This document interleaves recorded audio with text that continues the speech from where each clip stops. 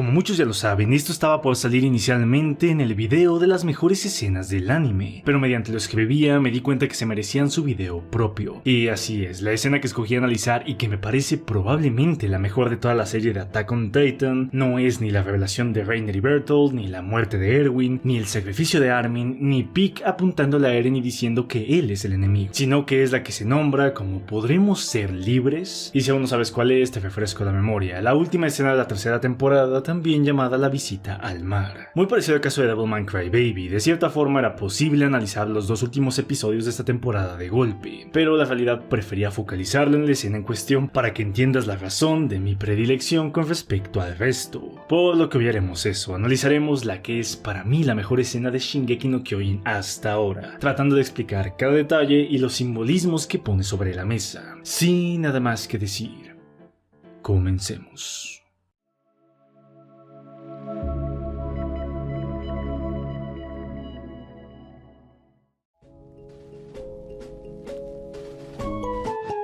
Ok, otra vez, muy parecido al caso de Devilman Crybaby. Si bien el análisis duro es en los últimos minutos de la tercera temporada, es muy importante el tocar de dónde venimos, enfocándonos en el trío Eren, Mikasa, Armin, y en entender sus arcos de personaje, pues es en estos en los que recae fuertemente la escena como tal, y la que hace que la serie termine con un sabor muy diferente una vez se entiende. Así es, habrá spoilers del manga, velo bajo tu propio riesgo. El primero de que me gustaría hablar es de Armin, pues no podemos negar que es el personaje que más protagonismo toma durante la segunda mitad de la tercera temporada. El desarrollo de Larler desde el primer episodio hasta este momento es palpable. El chico tímido que sufría de acoso, pero que tenía muchísimo que aportar por su gran inteligencia y su enorme corazón, ha visto bastantes cambios en lo que es su primer arco, siendo junto con Eren el que más adversidades ha tenido que sentir emocionalmente y a su moral, haciendo poco a poco más tersa su piel, tomando ciertas responsabilidades que debía y aprendiendo que puede ser un líder, pero que necesita un último empujón para eso, siendo en este caso la catarsis del personaje, su sacrificio ante Bertolt para que su amigo consiga su cometido, la personificación del héroe encarnado, un ser pacífico en un mundo viviendo una guerra sin sentido, siendo de facto el único que ha actuado de manera despreocupada a sus propios intereses y con la intención sincera de ayudar al prójimo. Y es que el personaje tuvo hasta este momento su arco de introducción, su nudo, su clímax, y la sustitución de Erwin como mente del escuadrón de reconocimiento sirve como desenlace.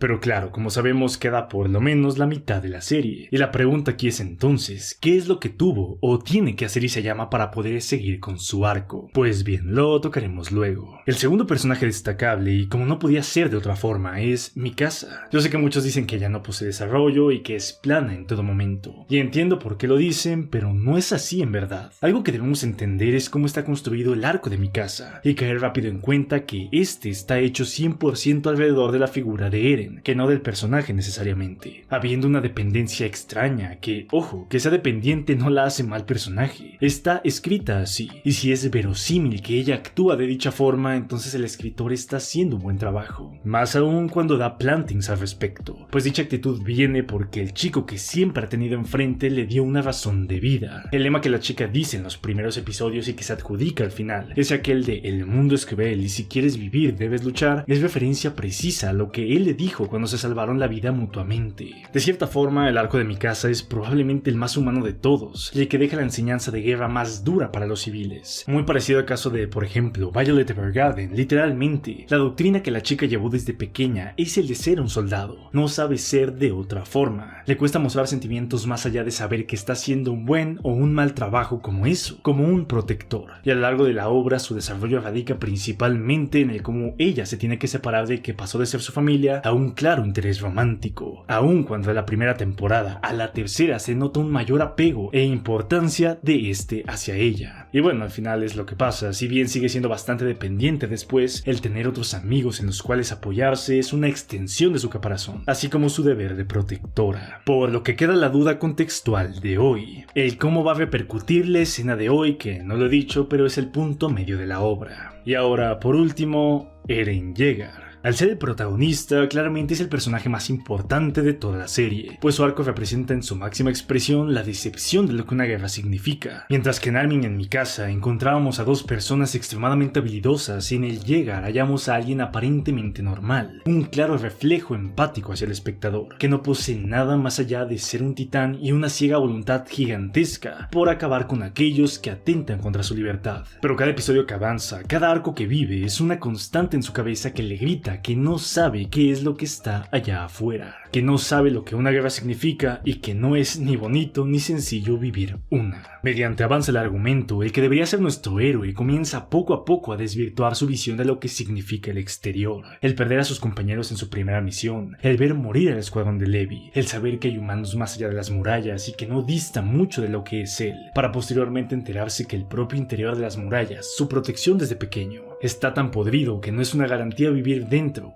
Todo eso hace que poco a poco el sueño de Eren se vaya volviendo algo inestable. El destruir a todos los titanes para este momento parece ser un simple objetivo infantil, un capricho, llegando al clímax de este primer arco en el momento en que besa la mano de Historia y ve los recuerdos de su padre, pues descubre que los titanes no son nada más que instrumentos que otros humanos usan para cortarles la libertad, y que sus ataques para ese punto no harán más que escalar en intensidad. El chico ha hecho lo que ha hecho en defensa propia, y todo es la misma visión: atacar a los titanes porque los titanes nos están atacando. Solo que con esta última revelación en su mente, el juego acaba de cambiar, faltando entonces así una última pieza para cerrar eso. Pero bueno, como puedes ver, salvo Mikasa, estos dos chicos tienen dos arcos, uno antes de lo que es la cuarta temporada y otro de la cuarta temporada en adelante. Y es por eso que mucha gente que desconoce el análisis dice que el personaje de Eren está reescrito, porque han pasado 4 años y empieza un nuevo arco, vaya, lo que todos los escritores hacen con los time skip. Pero supongo que le estamos pidiendo demasiado a un grupo que dice que el prota reencarnó en un ave. A su vez dicen que Mikasa no tiene desarrollo y eso radica en que su arco está expandido, por decirlo de alguna forma, haciendo que todo sea más lento. Pero bueno, si fuiste minucioso te darás cuenta de dos cosas: falta la última parte del desenlace de los dos amigos y el punto medio del arco de la Ackerman. Y sí, amigos míos, todo este contexto de 5 minutos culmina en la escena a tratar hoy, la visita al mar, que como no puede ser de otra forma, tiene un formato de mini historia.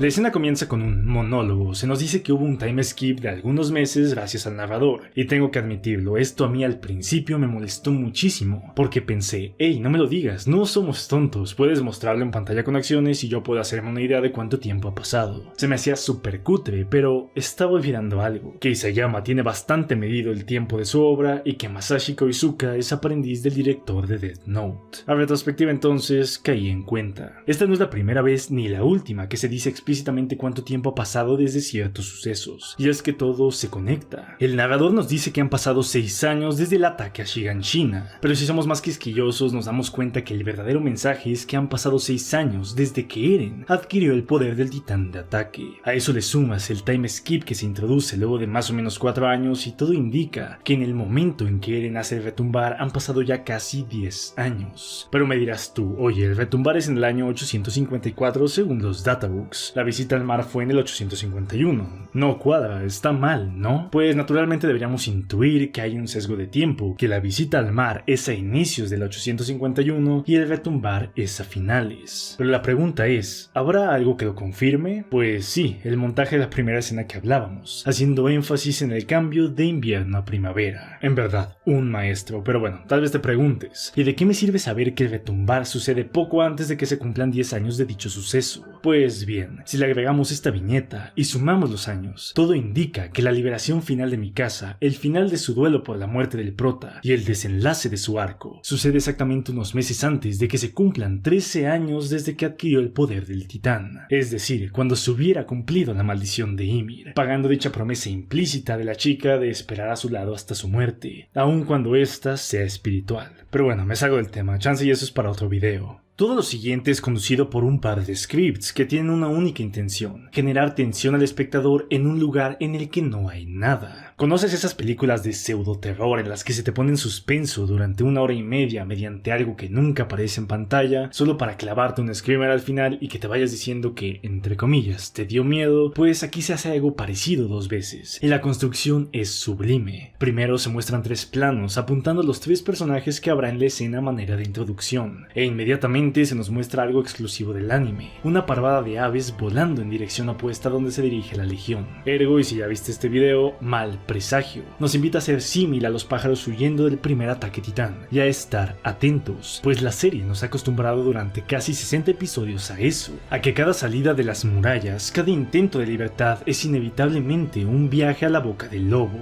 a encontrarse con el peligro de frente. En otras palabras, pone al espectador en guardia, y contesta dicho sentimiento con un avistamiento titán.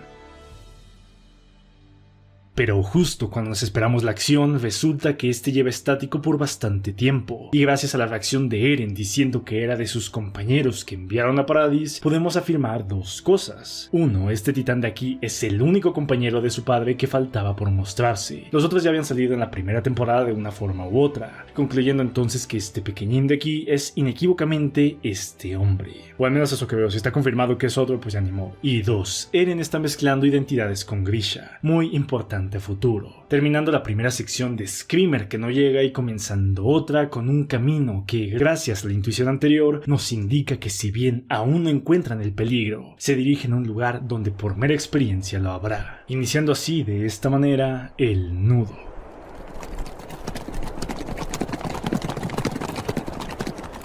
En un desierto vacío que solo es llenado por el silbar del viento y el galopar de decenas de caballos, vemos a un grupo de exploradores. Lo que antes fue un ejército poderoso y dichoso de pelear cualquier batalla, ahora es un puñado de hombres que lo único que tienen consigo en escena es el dominio que tienen del caballo, el dominio de su actuar. Es un grupo que sabe lo que hace, pero que se está dirigiendo a lo desconocido. Esta primera toma de la legión acercándose está claramente inspirada en el cliché de las películas western de vaqueros en el horizonte, valientes, empoderados, siendo una evolución y herencia de Centauros en el Desierto, película de 1956, máxima referencia del género si hablamos de buen cine, y que dio un precedente en el género de acción, principalmente en cómo se puede añadir tensión a una escena antes del confrontamiento, pasando precisamente eso aquí, darle un poder de la nada a la legión. Pero la pregunta es, ¿por qué? Este recurso ya lo habíamos visto anteriormente en Shingeki no Kyojin, de hecho en esta misma temporada, cuando todos se abalanzan hacia una muerte segura a manos del titán bestia. El hacer uso de este recurso nos mostraba que la muerte de Erwin sirvió de algo, pues al final del día logró que la legión consiguiera el valor que le faltaba para dar su vida en ese último enfrentamiento. Pero aquí, ¿a qué se enfrentan nuestros héroes? Pues bien, como dije, hay algo diferente en la intencionalidad de esta escena, y las próximas tomas nos lo van a enseñar. Pero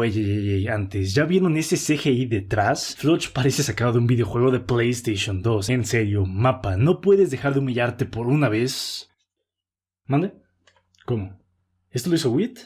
¿Cómo crees? Y aquí hay CGI y Wit no hace esas cosas porque pues, el CGI no es anime. Eso solo se le ocurre a Mappa y a estudios mediocres. A ver, ficha técnica. Ah, pues sí lo hizo Wit. No, entonces está bien, no, es perfecto. Si yo siempre dije que el CGI está bastante bien aplicado en los personajes del fondo y en las peleas de titanes. Por supuesto que sí, no, Wit demostrando nuevamente que es el mejor estudio de animación. Vaya que sí, CGI bastante bien hecho. Las siguientes 2 tomas nos remarcan la diferencia sustancial con la batalla con el bestia, pues esta vez al llegar al puerto, gracias a una toma más abierta, nos damos cuenta de lo obvio. No solo son menos, sino que son infinitamente más pequeños que lo que los está acechando ahora. Son nada a comparación de lo que tienen que enfrentar. Y es que no importa el tamaño del titán, no hay nada más fuerte, no hay nada más aterrador que la incertidumbre de no saber qué va a pasar, ni lo que habrá una vez den la vuelta al muro. Como has podido darte cuenta, durante todo este segmento no hay música, todo fue intercambiado por lo que nuestros propios personajes están escuchando, solo que inteligentemente el montaje no nos enseña qué es lo que están viendo. La escena aumenta en tensión mediante estos se acercan, poco a poco estamos a punto de descubrir qué es a lo que se están por enfrentar. ¿Será Marley? ¿Serán más titanes? ¿Será otro peligro nuevo? Pues... lamentablemente para nuestros personajes, aunque aún no lo sepan, su enemigo es todo el mundo. Como puedes ver y como te dije, este segmento es muy poderoso y aprovecha muchos elementos y recursos de dirección que van mucho más allá de la acción y el drama, y tomándolo todo, como dije, desde este falso screamer de película de terror. Este nudo de clímax está construido desde esa perspectiva de que nuestros héroes están en camino a una lucha, a enfrentarse a algo que no conocen, generando toda la tensión a través de la incertidumbre de los personajes en pantalla, y transmitiéndola con 3 puntos clave que nuevamente se suelen extraer de películas de terror: sonido ambiente para generar empatía con los actores en pantalla, un claro montaje lógico que invita al conflicto y primeros planos que nos muestran la reacción al supuesto peligro, perpetuando la duda de cuál es este, llegando al clímax al darnos cuenta de dos cosas: en caliente no hay peligro, y a retrospectiva, toda dirección a la que puedan apuntar sus ojos los lleva al que es el enemigo. Dentro de este último elemento, además, hay otra cosa interesante. Todos reaccionan anonadados a lo que están viendo, salvo Eren. Ella conocía el mar, pero más que sentirse indiferente por algo tan trivial, o nostálgico por lo que sucedió ahí 19 años antes, se le ve pensativo, triste, enojado. Pero repito, no es por lo que sucedió en el pasado, sino por lo que va a suceder en el futuro. Atacar. Defender. Libertad. Pero aún falta algo para poder terminar de justificar esto, lo que sofisticadamente solemos llamar desenlace.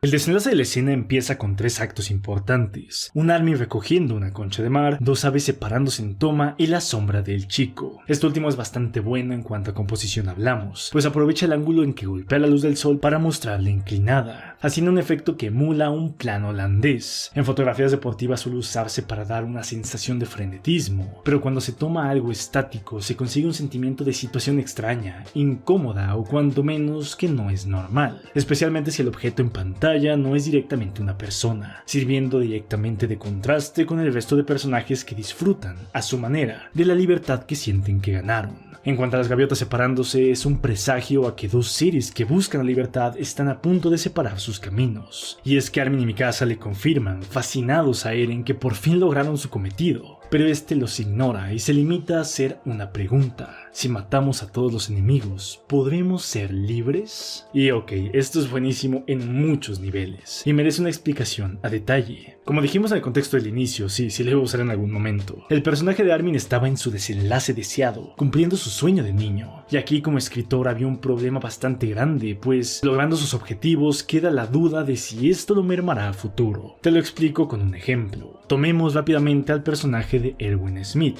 Su arco consistía en volver a virtuar el nombre de su padre y sacarse de culpas que le pesan porque indirectamente él sabe que murió gracias a él, construyendo la verdad de la historia fuera de los muros como método para expiar sus pecados. En el momento en que él hubiera conocido la verdad, entonces iba a perder toda inspiración y crearle cualquier arco creíble era algo imposible, pues por verosimilitud a toda la obra, la actitud del comandante siempre había sido la misma, de darlo todo para demostrar que siempre había tenido razón. Es por eso que Isayama creó entonces todo un arco que consistiese en que éste muriera. Es decir, a diferencia de muertes que se te vienen justamente en el momento, la de Erwin estaba ya planeada desde muchísimo tiempo antes, y es por eso que la manera tramposa lo pone en dicha situación, así como implantar bastantes plantings de escenas de capítulos a priori. Pues bien, sabiendo que claramente Armin iba a seguir viviendo, lo que queda hacer en Pluma es el realizar una transición creíble que justifique el que después este tenga un nuevo arco, y es entonces ahí donde entra esta escena.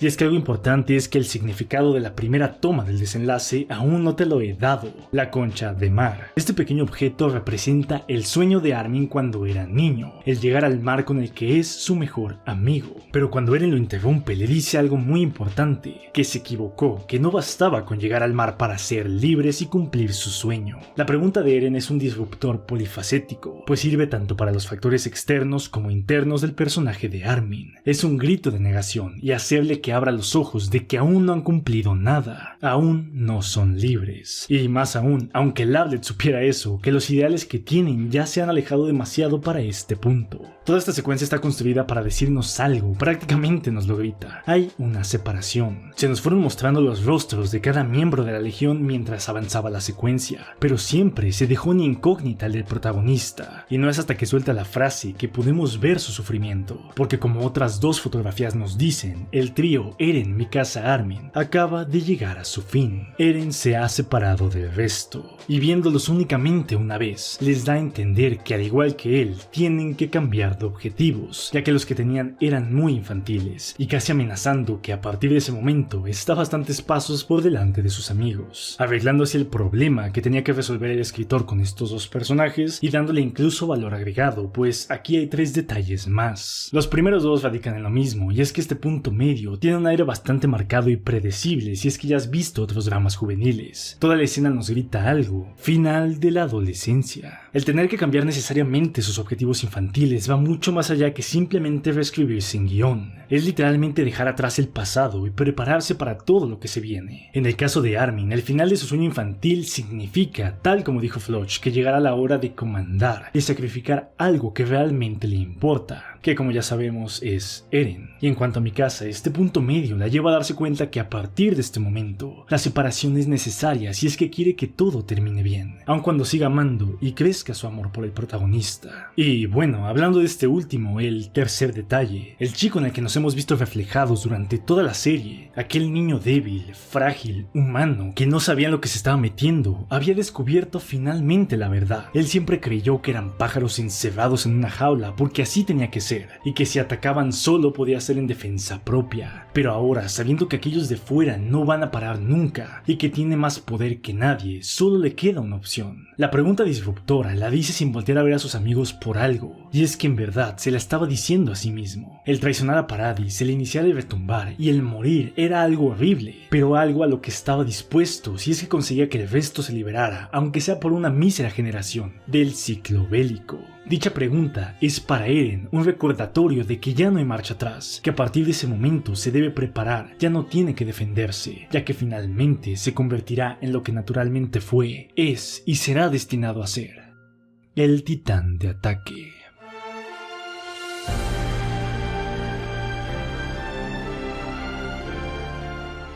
La última canción de la temporada tiene como nombre TKT, y a su manera no es la primera vez que la escuchamos, pues son en verdad un trío de canciones con el mismo leitmotiv.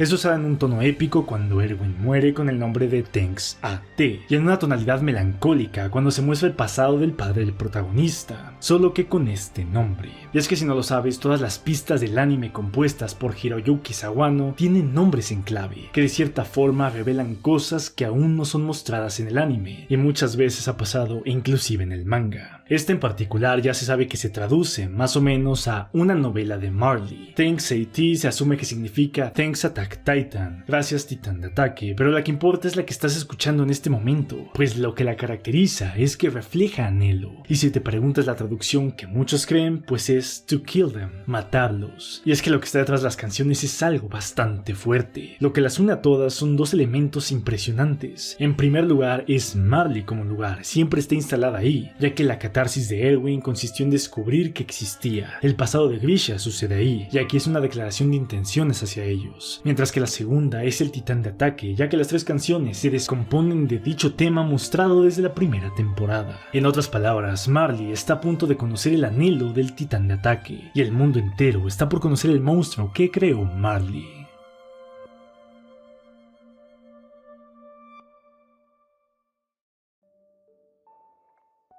Esta escena es sin discusión alguna el mejor punto medio que he visto yo en muchísimo tiempo en casi cualquier serie, porque lo hace todo bien: dirección excelsa, detalles de composición bárbaros, montaje con intencionalidad y estilo propio, referencias a obras magnas del medio, cuenta una mini historia de por medio que empuja a los personajes que deben renovar sus arcos a hacerlo y termina de la mejor forma gracias a una de las mejores bandas sonoras del medio. Mientras que por arriba pareciese que es simplemente un Eren loqueando con su sueño infantil de acabar con los titanes, Por debajo, en guión, la parte sucia, difícil, se está construyendo todo lo que Shingeki no Kyojin fue, es y será. Esta escena es tan buena que de ella se desprende toda la cuarta temporada. Analizándola a fondo, podemos saber que gracias al fin de la adolescencia, muy probablemente haya un time skip para aprovechar dicha asimilación a la madurez, permitiendo entonces percibir que Armin va a cambiar un poco en la siguiente temporada, que Mikasa va a sufrir muchísimo, que Eren culminará la postura que está mostrando desde aquí, haciendo algo horrible, y que solo gracias a la banda sonora sabemos que dicha cosa horrible sucederá en Marley, haciendo que sea exquisito en pluma y en construcción filosófica del mundo, que lo siguiente que veamos no sea el ataque de Paradis, sino una humanización y empatía hacia los que hasta este momento habían sido los antagonistas, haciendo que el momento en que Eren ataca no lo veamos como un héroe, sino como lo que es, un monstruo, y alimentando tanto el mejor giro de toda la serie como el propio mensaje de la misma. Si tú crees que aún así Reiner revelándose es más importante, impactante y relevante que esto, acepto tu opinión, pero creo que está bastante justificado y que yo crea que esto es bastante mejor. De cualquier forma, este video, nuevamente, es uno que se me salió bastante de las manos en cuanto comencé a investigar 2 o 3 cositas. Vaya, que queda claro el por qué no podía estar en un top. Por lo que te invito a que me comentes qué es lo que opinas al respecto del mismo. Los estoy leyendo.